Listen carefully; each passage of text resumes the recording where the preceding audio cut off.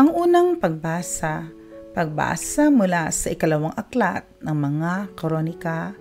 Noong mga araw na iyon, sumama ang mga pinuno ng Huda, ang mga saserdote at ang mamamayan.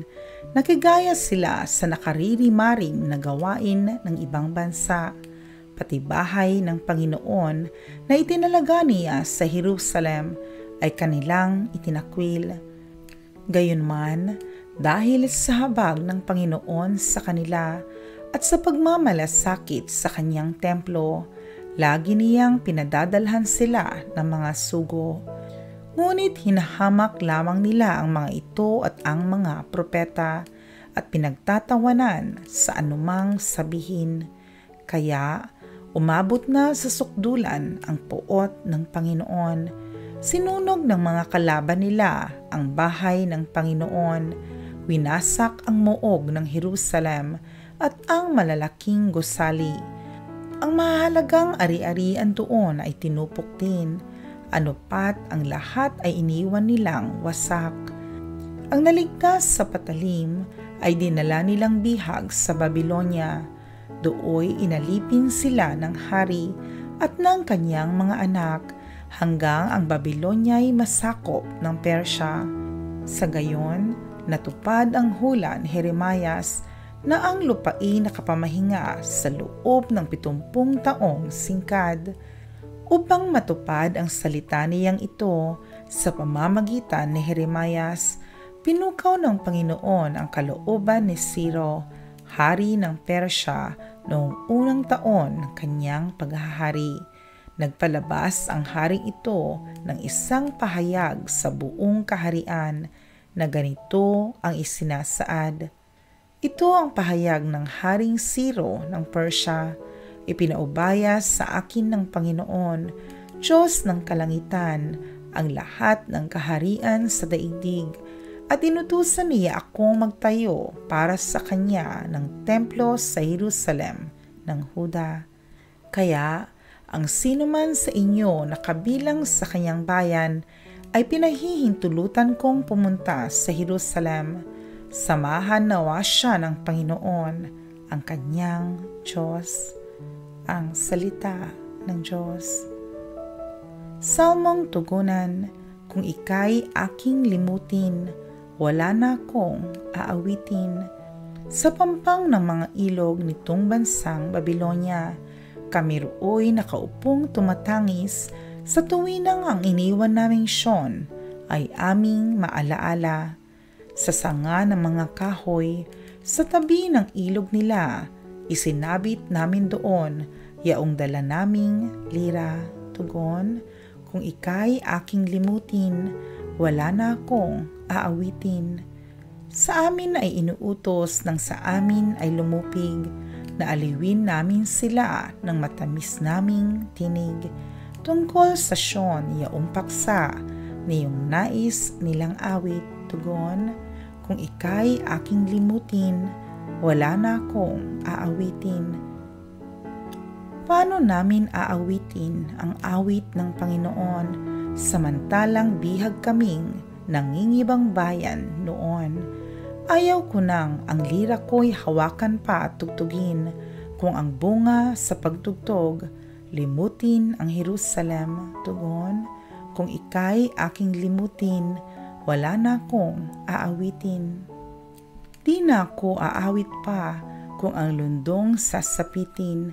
Sa isip ko't alaala, ika'y ganap na limutin. Kung ang kaligayahan mo ay hindi ko hahangarin. Tugon, kung ika'y aking limutin, wala na akong aawitin. Ang ikalawang pagbasa mula sa sulat ni Apostol San Pablo sa mga taga-Efeso. Mga kapatid, napakasagana ang habag ng Diyos at napakadakila ang pag-ibig na iniukol niya sa atin. Tayo'y binuhay niya kay Kristo kahit noong tayo'y mga patay pa dahil sa ating pagsuway. Naligtas nga kayo dahil sa kanyang kagandahang loob. Dahil sa ating pakikipag-isa kay Kristo Jesus, Tayo'y muling binuhay na kasama niya at pinaupong kasama niya sa kalangitan. Ginawa niya ito upang sa darating na mga panahon ay maipakita niya ang di masukat na kasaganaan ng kanyang kagandahang loob sa atin sa pamamagitan ni Kristo Jesus. Dahil sa kagandahang loob ng Diyos ay naligtas kayo sa pamamagitan ng inyong pananalig kay Kristo, at ang kaligtasang ito'y kaloob ng Diyos, hindi mula sa inyo. Hindi ito dahil sa inyong mga gawa, kaya't walang dapat ipagmalaki ang sinuman. Tayo'y kanyang nilalang, nilikha sa pamamagitan ni Kristo Jesus upang iukol natin ang ating buhay sa paggawa ng mabuti na itinalaga na ng Diyos para sa atin noon pa mang una. Ang salita ng Diyos. Ang mabuting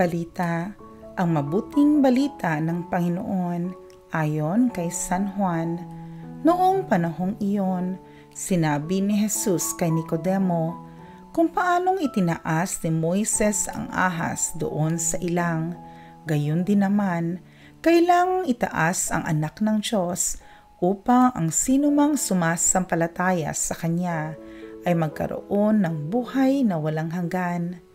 Gayon na lamang ang pag-ibig ng Diyos sa sanlibutan, kaya ibinigay niya ang kanyang bugtong na anak upang ang sumampalataya sa Kanya ay hindi mapahamak, kundi magkaroon ng buhay na walang hanggan.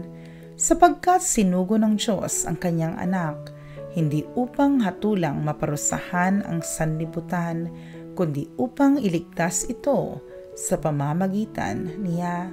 Hindi hinahatulang maparusahan ang nananampalataya sa bugtong na anak ng Diyos, ngunit hinatulan ng parusahan ang hindi nananampalataya sa Kanya. Hinatulan sila sapagkat naparito sa sanlibutan ang ilaw, ngunit inibig pa ng mga tao ang dilim kaysa liwanag, sapagkat masama ang kanilang mga gawa. Ang gumagawa ng masama ay ayaw sa ilaw at hindi lumalapit dito upang hindi mahayag ang kanyang mga gawa.